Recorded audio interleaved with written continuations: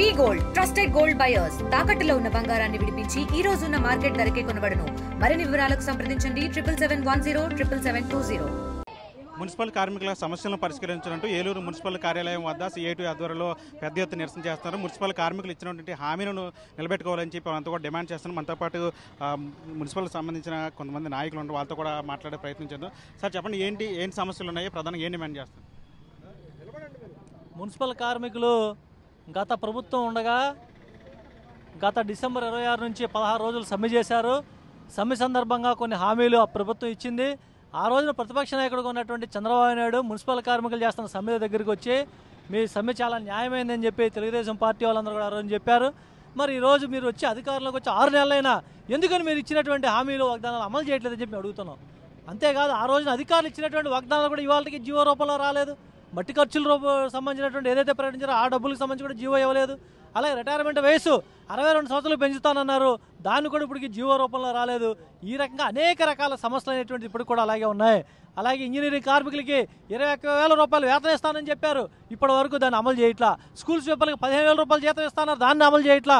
అలాగే ఈ రోజున 12వ పిఆర్సీ నియమించి ఆ పిఆర్సీ ప్రకారం వేతనాలు పెంచాల్సి ఉంది. ఇప్పటిదాకా 12వ పిఆర్సీ నియమించలేదు. తక్షణమే పిఆర్సీ నియమించే రకంగా పెరుగుతున్నటువంటి ధరలకు అనుగుణంగా వేతనాలు పెంచాలని చెప్పి మేము అడుగుతా ఉన్నాం. అలాగే మరొక ముఖ్యమైనటువంటిది, ఈ రోజున ఆప్కాస్లో పనిచేస్తూ ఉన్నారు, కాంట్రాక్ట్ అవుట్సోర్సింగ్ పద్ధతిలో ఏళ్ల తరబడి పనిచేస్తూ ఉన్నారు.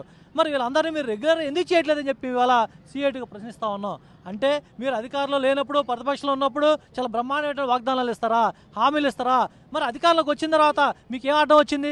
ఇవాళ 164 మంది మీకు ఎమ్మెల్యేలు ఉన్నారు. 164 మంది ఎమ్మెల్యేలు అంటే అసెంబ్లీలో మీరు ఏదైనా చేయాలనుకుంటే చేయడానికి మీకు పూర్తి బలం ఉన్నది. మరి దాని ఆధారంగా ఇవాళ మున్సిపల్ కార్మికుల న్యాయమైన డిమాండ్ల పరిష్కారం చెప్పి అడుగుతా ఉన్నాం. ఈరోజు సమాజంలో అత్యంత హీనమైనటువంటి పనిని మున్సిపల్ కార్మికులు చేస్తూ ఉన్నారు. ఎవరు చేస్తారు? మీరు ₹1,00,000 ఇచ్చినా చేయడానికి వస్తారా? మరి ఇంత హీనమైనటువంటి పని చేస్తున్నటువంటి మున్సిపల్ కార్మికుల పట్ల మీరు చూపించేటువంటి ప్రేమ ఇదేనా అని చెప్పి మేము ప్రశ్నిస్తూ ఉన్నాం. ఇప్పటికైనా చంద్రబాబు నాయుడు గారు తక్షణమే స్పందించాలా, మున్సిపల్ వర్కర్ల యొక్క న్యాయమైన డిమాండ్లన్నీ కూడా పరిష్కారం చేయాలని మేము కోరుతా ఉన్నాం. కార్మికుల సమస్య పట్ల ప్రభుత్వం తిని ఎట్లా చూస్తారు, ఏం చెప్తారు గవర్నమెంట్? రాష్ట్ర ప్రభుత్వం వచ్చి కొత్తగా 7 నెలలు అయిపోయింది. ముఖ్యంగా మున్సిపల్ కార్మికుల సమస్యల పట్ల టీడీపీ కూటమి ప్రభుత్వం చాలా నిర్లక్ష్యంగా ఉండడానికి ఇది ఒక చక్కని ఉదాహరణ. గత ప్రభుత్వ హయాంలో సమ్మె చేసి అనేక విషయాల మీద ఒప్పందాలు చేసుకున్నారు అధికారుల సమక్షంలో. ఆ అధికారులు చేసుకున్న ఒప్పందాలకు సంబంధించి ఇప్పటివరకు కూడా వాటిని మేము అమలు చేస్తామని కానీ, అమలు చేయమని కానీ, వాటిలో న్యాయమైన ఉన్నాయని కానీ, మేము పరిష్కారం చేయగలిగినాయన్నా చేస్తామని కానీ ఇప్పటివరకు ప్రభుత్వం కార్మిక నాయకులను పిలిచి ఇంతవరకు చర్చలు జరపలేదు. రెండవ పక్క నిన్ననే మంత్రివర్గ సమావేశం జరిగింది. ఈ మంత్రివర్గ సమావేశంలోనన్నా పీఆర్సీ గురించి కానీ, డిఏల గురించి కానీ ప్రకటిస్తారు అనే ఉద్యోగులు, కార్మికులు ఎంతో ఆశతో ఎదురు చూశారు.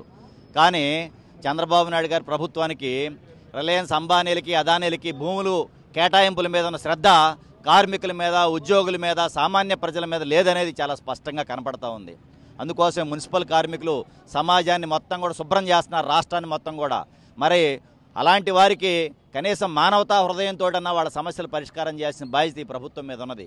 అలాంటి ఆలోచన కూడా ఈ ప్రభుత్వం చేయట్లేదు. మరి పవన్ కళ్యాణ్ గారు డిప్యూటీ ముఖ్యమంత్రిగా ఉన్నారు, ఆయన చాలా బ్రహ్మాండంగా చేస్తారని అనేక మంది యువత కూడా ఆశించారు. కానీ ఆయన కూడా చంద్రబాబు గారు ఏం చెబితే అది అంటున్నారు తప్ప ఆయన కూడా ప్రత్యేక తరహాగా ఆయన పరిపాలన కూడా ఏం కనపట్లేదు.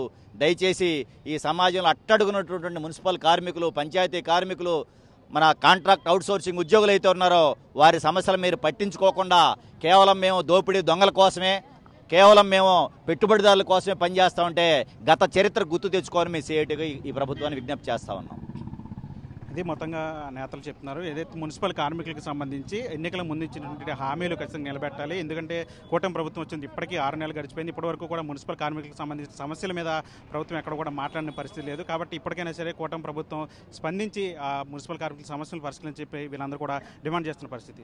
శంటితో మన RTV ఏలూరు నుంచి. మరిన్ని వీడియోస్ కోసం ఛానల్ ని సబ్స్క్రైబ్ చేయండి. లేటెస్ట్ అప్డేట్స్ కోసం వాట్సాప్ ఛానల్ ని ఫాలో అవ్వండి. ఆ లింక్ డిస్క్రిప్షన్ లో ఉంది.